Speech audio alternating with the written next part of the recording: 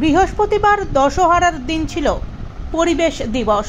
সেদিন বিভিন্ন জায়গায় পরিবেশ সংক্রান্ত বিষয়ে আলাপ আলোচনা, মিটিং, পদযাত্রার পাশাপাশি পরিবেশ সংক্রান্ত একটি অভিনব বিষয় দেখা গেল হাওড়ার বাগনানের একটি দশহরা পুজো উপলক্ষে মনসা পুজোর মণ্ডপে।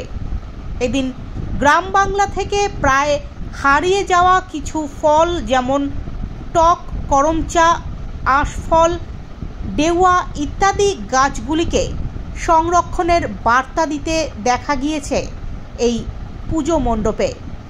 প্রসঙ্গত প্রায় ১.৫ শতাধিক প্রাচীন এই মনসা পুজো রীতি মেনেই হয়।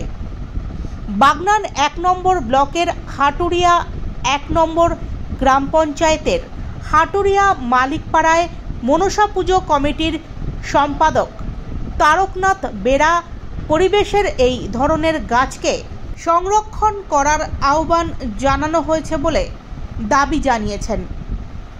আমরা এটাই বলতে চাইছি, আমরা সকলেই জানি যে আজকে ৫ই জুন বিশ্ব পরিবেশ দিবস। আমরা চাই যেসব ফল সময় থেকে প্রায় বিলুপ্ত হয়ে গেছে, আমরা সেই সব ফল দিয়ে আজকে আমাদের পুজোর আয়োজন করেছি। ১০ রকম ফল আছে, টক করমজা আছে, তার মধ্যে টক করমজা এখনকার সমাজে হয়তো পাওয়াই যায় না। তো আমরা মানুষকে বলতে চাইছি যে এইসব পুরাতন জিনিসগুলো যাতে আবার ফিরে আসে, সেই সব জিনিসগুলো আমরা রক্ষণাবেক্ষণের জন্য আহ্বান জানাচ্ছি।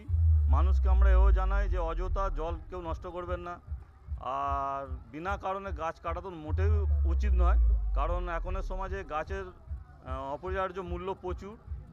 তো আমরা মানুষকে এটাই বলতে চাই, আজকে যেহেতু বিশ্ব পরিবেশ দিবস, সকলে আমরা চাই গাছ লাগাই, গাছ লাগালে মানুষের প্রাণ বাঁচবে, এটাই। আমার নাম তারকনাথ বেরা, আমি কমিটির সেক্রেটারি।